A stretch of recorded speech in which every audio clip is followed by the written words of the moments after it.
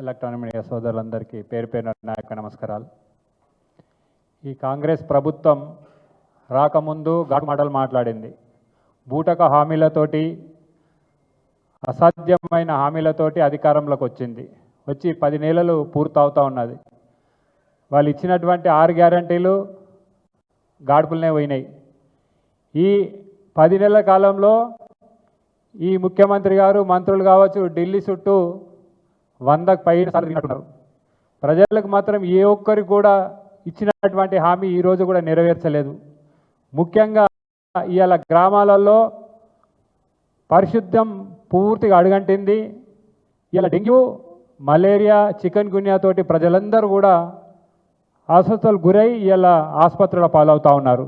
ప్రభుత్వ ఆసుపత్రికి వెళ్తే అక్కడ డాక్టర్లు ఉండడం లేదు, డాక్టర్లు ఉంటే మందులు ఉండడం లేదు. ఇది మా కామారెడ్డి జిల్లా ఆసుపత్రి పరిస్థితి చెప్తా ఉన్నాం. మీరు ఏ మండల కేంద్రానికి వెళ్ళినా డాక్టర్లు ఉండడం లేదు, మందులు ఉండడం లేదు. గాంధీకి వస్తే అక్కడ కూడా మందులు ఉండడం లేదు. ఉస్మానియాకి పోతే అక్కడ కూడా మందులు ఉండడం లేదు. సర్వీస్ దొరకట్లేదు. ఇలా ఈ కాంగ్రెస్ ప్రభుత్వం యొక్క ఘనకార్యం దీనికి.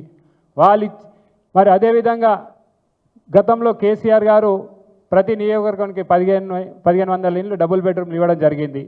మరి నేను శాసనసభ్యుని ఉన్నప్పుడు 2022 కావచ్చు, కరోనా తర్వాత ఆ ఇండ్లు కొన్ని డబుల్ బెడ్రూమ్లు పనులు మొదలుపెట్టి పేద ప్రజలకు ఇవ్వడం జరిగింది. ఆ ఇండ్ల బిల్లులు ఇవ్వకుండా ఈరోజు సంవత్సరం అవుతుంది, దాదాపు 10 నెలలు పూర్తవుతూ ఉంది. ఈరోజు కూడా ఆ నిరుపేదలు కట్టుకున్న ఇండ్లకు బిల్లులు కూడా చెల్లించడం లేదు ఈ పరిస్థితి. అంతేకాకుండా ఆదర్శ పాఠశాల అని చెప్పి ఈ ప్రభుత్వం పెట్టుకుంది. గతంలో కేసీఆర్ గారు మన ఊరు మనబడి కార్యక్రమం పెట్టి పనులు కూడా చాలా చేయడం జరిగింది. ఈ ప్రభుత్వం వచ్చినాక ఆదర్శ పాఠశాల అని పెట్టి జరిగాయి. పనులు పూర్తయినాయి, కానీ ఈరోజు కూడా బిల్లులు చెల్లించక ఆ వర్కులు కూడా గ్రామాలలో ఉన్నటువంటి స్వయం సేవక సంఘాలు వాళ్ళు తీసుకున్నారు. వారు ఇలా బిల్లులు రాక వాళ్ళు ఇబ్బందులు పడుతూ ఉన్నారు. వెంటనే ఆ బిల్లులను విడుదల చేయాలని చెప్పి బీఆర్ఎస్ పక్షాన మేము డిమాండ్ చేస్తూ ఉన్నాం. నువ్వు ఈ గాడుపులో తిరగడం కంటే ఎక్కువ ఈ ముఖ్యమంత్రి గారు మీకు విజ్ఞప్తి చేస్తూ ఉన్నాం, కేసీఆర్ గారిని తిట్టడం కాదు.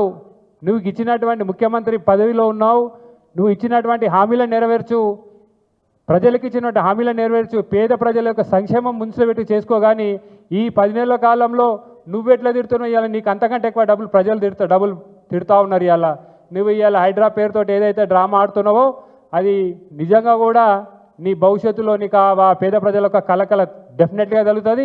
నీవు ఆ ఉసురు తలిగి నీ ప్రభుత్వం కొట్టుకుపోవడం కూడా ఖాయం. ఇప్పటికైనా బుద్ధి తెచ్చుకొని పేద ప్రజలకు ఏం చేయాలో ఆలోచన ఇచ్చినటువంటి 6 గ్యారెంటీలు అమలు చేయాలి. ముఖ్యంగా ప్రధానమైనటువంటిది రైతు రుణమాఫీ. నువ్వు వెంటనే ఈరోజు కూడా నా నియోజకవర్గంలో చూపిస్తా, వేల మందిని చూపిస్తాను. 10,000, 20,000, 50,000, 60,000 కూడా రుణమాఫీ కాలే. 2 లక్షలు అయిన వారని చెప్తా ఉన్నావు. కొంతమందికి ఇచ్చిన ఇప్పటి కూడా 35%, 40% కూడా దాటలే. ఇంకా 60% మంది రైతులు అన్నమో రామచంద్ర ఇంకెప్పుడు వస్తుందని చెప్పి వాళ్ళు బ్యాంకుల చుట్టూ తిరుగుతూ ఉన్నారు, వెయిట్ చేస్తూ ఉన్నారు. ఇంకా రుణమాఫీ కాలే.